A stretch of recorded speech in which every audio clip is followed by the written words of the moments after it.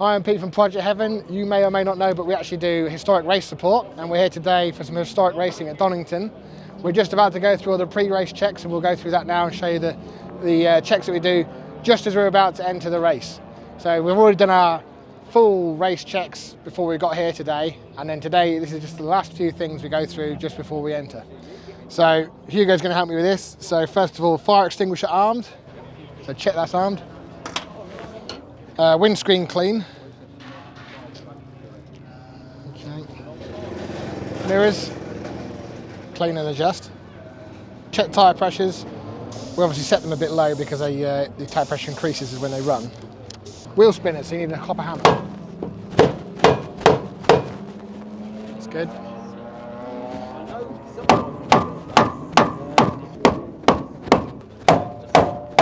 Yep, all good. And fuel checks, we need to check fuel level.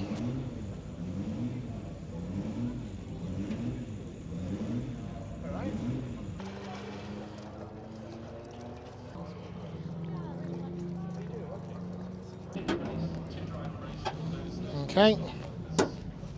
Check oil catch can. Yeah, it's dry. Check oil level.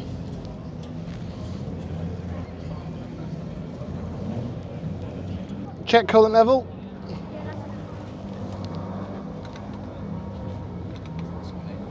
Okay. Right, now check the bonnet shuts properly. Right.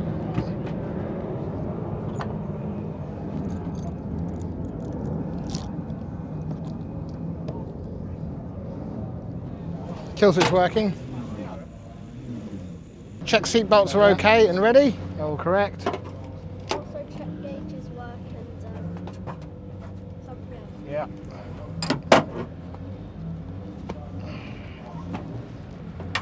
That's it.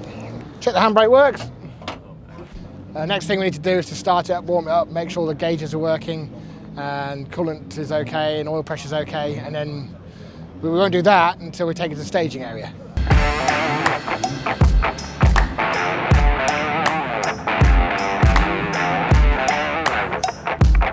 Okay, whilst we're waiting for the car to go to the staging area, got a bit of time, so I thought I'd just talk around the car, say what we've done to it, that sort of thing. So obviously we've fully race prepped the thing the last couple of days at the workshop. We've had a few issues with the gear selector, with it having a tendency to pop out of gear. So I've actually put an external detent on here, which is adjustable.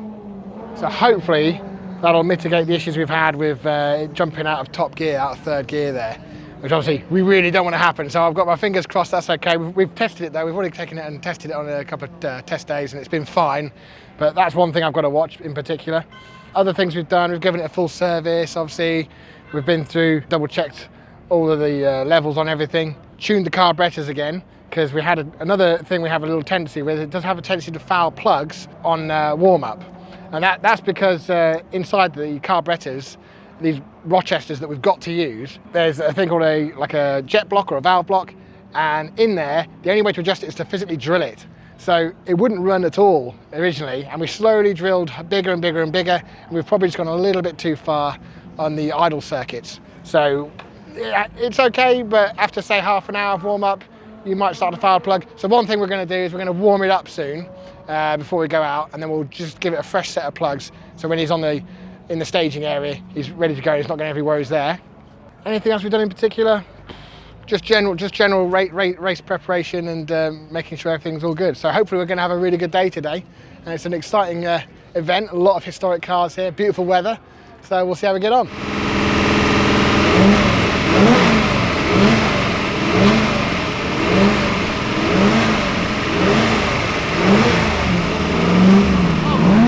We're just warming the car up before we take it out to the staging area. I want to get it to about 92 degrees.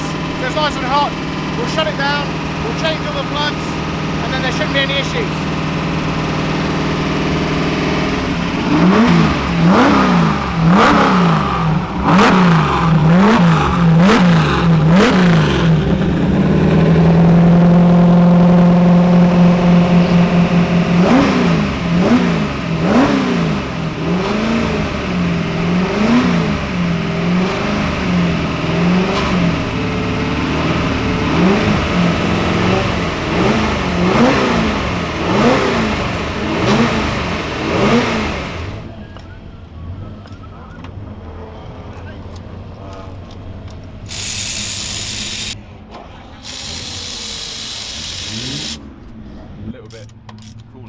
Yeah. Just cooking. Yeah, yeah. Go ahead.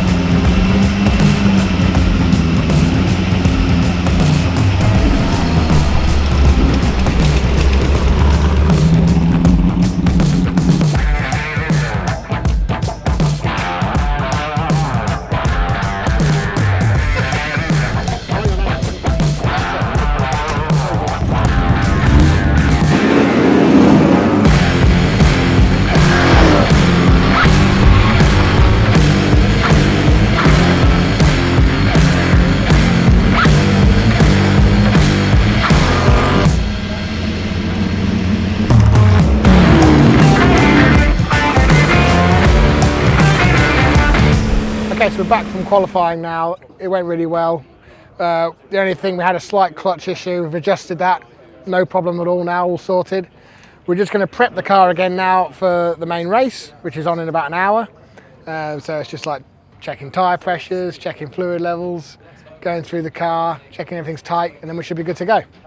I'm Simon Evans. This is my Allard J2X Le Mans bodied car. Dates from 1952. It's one of 11 made for the 1952 Le Mans race, when the authorities changed the regs to disallow competition by cars with open cycle wings. And so Sidney Allard and the team built 3 cars to go to Le Mans in 52 with this envelope body.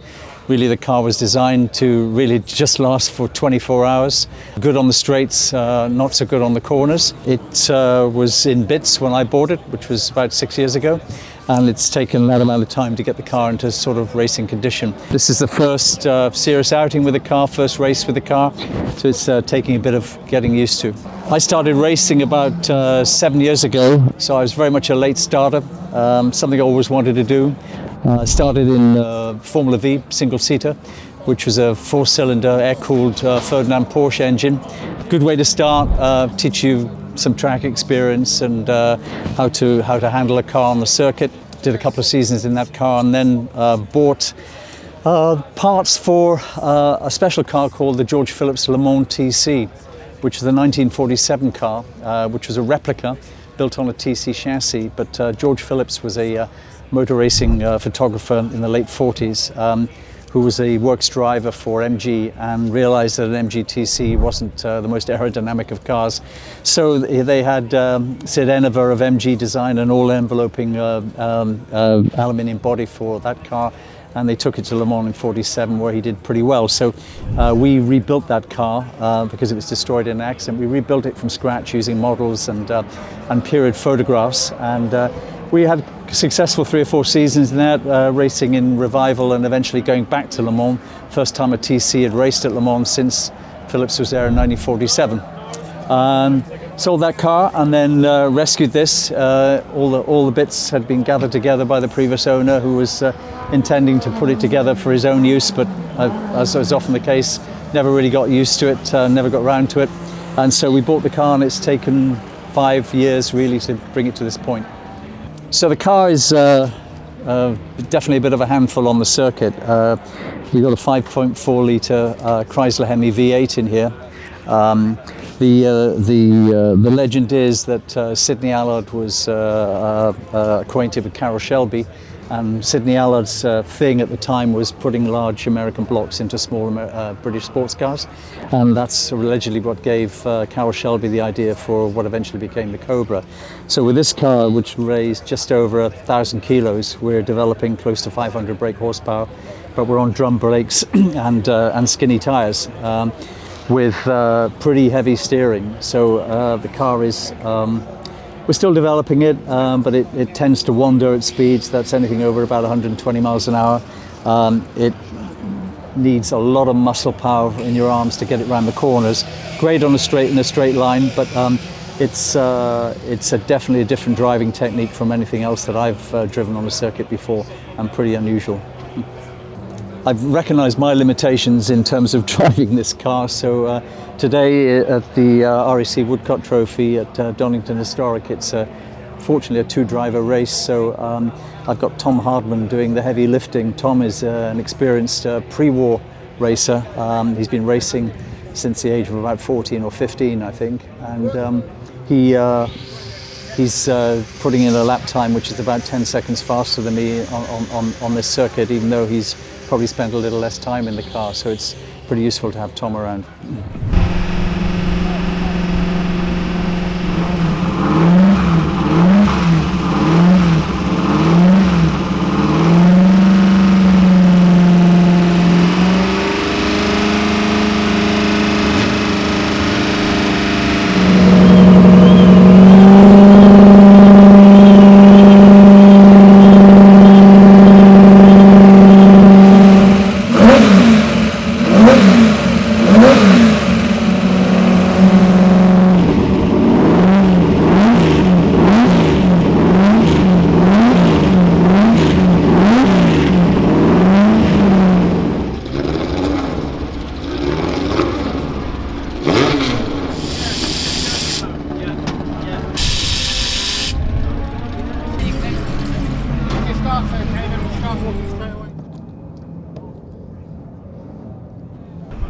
Okay, so that's the car all warmed up, and we're going to go to the staging area now.